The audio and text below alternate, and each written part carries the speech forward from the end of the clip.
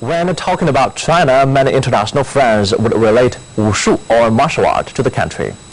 Well-known Chinese kung fu film stars Bruce Lee, Jackie Chan and Jet Li have once wowed a great number of international fans through their martial art skills in the movie. Influenced by kung fu culture, a growing number of international fans not only watch it, but begin to learn it.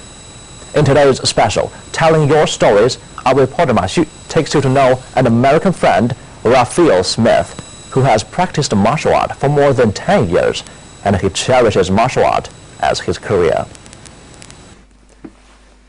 Weeks ago, a special award was given to Raphael Smith for his excellent performance in martial art demonstration at Changzhou International Martial Art Festival.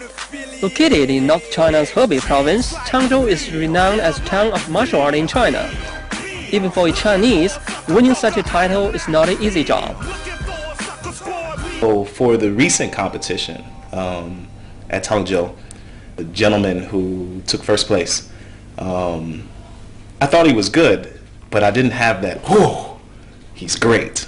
In the scores, I was only 0.03 behind him for first place, so we were about the same.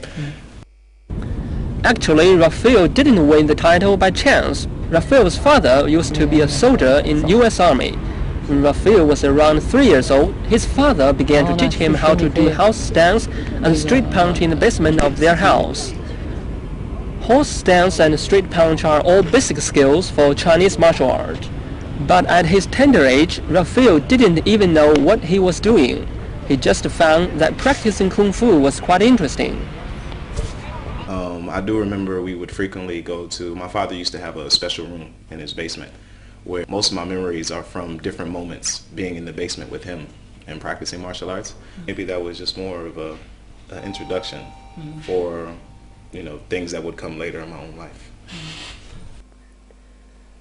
For the next couple of years, he learned a series of martial arts, including praying mantis and Taiji or shadow boxing in the school. He gradually became well-known for martial art among his friends. It's an experience in the hospital that made him realize that Taiji is something more than body exercise. Once he was invited by a hospital to teach some heart patients to do Taiji, which they believed was an effective curative method. At that time, even for Raphael, he couldn't believe that practicing Taiji could cure disease. After several months of practice, the patients showed signs of healing, and Raphael was thus given an award by the hospital. I would never forget everyone at this hospital, and I can remember the nurse giving me the award, and I think, oh, wow, I didn't know the class had such a big effect on everyone there. So I really cherish that award. From then on, he set all his mind on the study of Kung Fu. In order to better understand Kung Fu, he began to learn the Chinese language in the university, and he did research on some ancient Chinese books such as Zhou Yi, the Book of Change, Dao De Jing, Book of Taoism.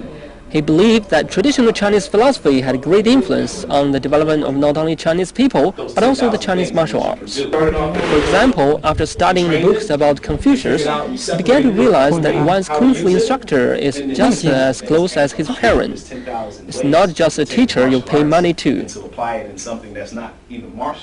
If you read enough of the books, you see a similarity in all of them. For example, Huangdi Neijing, Huangdi Sijing, Chuangzi, Laozi, these all have a very big Taoist basic principle. You read one, maybe it's very hard. I can understand why they say this, why they say this. But then after you read the next one, this is what they were talking about in the first book. Then you read the third one, this is what they were talking about in these two books, until finally, after you've read so many books, if you cannot understand, then you have a problem yourself. In order to learn genuine Chinese Kung Fu, Raphael came to Dalian in 2005. He learned Chen-style Taiji Quan, Yang-style Taiji Quan, and even lost track from a martial art teacher, Yan Shudong, for 4 years. During his stay in Dalian, Raphael has spent more on Kung Fu than anything in his life. To balance the cost of Kung Fu study and his daily expenditure, he spent 2 hours in teaching at a local school, and he would do all the Kung Fu related things for the rest of the time.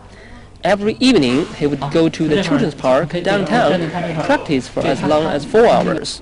Raphael told the reporter that he has spent almost all his money on the practice of Kung Fu, including trip expenses from Dalian to Beijing, study fees with different teachers, costs of Kung Fu weapons, clothes, and competitions, and so on. No pains, no gains. His pains are bound to gain him something. His martial arts skills wowed his Chinese friends, and some began to learn from him. Through Kung Fu practice, he has developed a close relationship with some 20 Chinese and international students. He really knows something. If he doesn't really know, he can't teach like you see from Bagua. We know it's just a circle is two point, but for him, he understands a lot like why it is 2 point there and why it's a circle divided by 2, something like that. I will never know that. As actually I learned from him. There's a move in Taiji where you little circle like this, and I would do it without thinking about what it was. And I was talking to Raphael and said, "Oh, what is this move?" And we're like, "Well, we're not sure." So we would spend a while and try to figure it out. And he was very good at picking apart puzzles and really looking at every detail. And in order to test his skills of martial art, he has taken part in a number of wushu contests in China. He once competed in the Hengyi Championships in Beijing and ranked 4th in the event, and he was even covered by Kung Fu magazines in the United States. Also has been invited to teach Kung Fu in Japan, USA, the Philippines, and Malaysia. Raphael told the reporter that he plans to open a martial arts school in the US and he teach more international people the genuine Chinese martial art.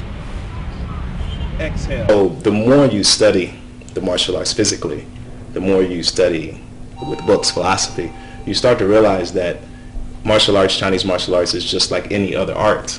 It requires time, patience, dedication. So my ultimate goal is to be an artist, a martial artist.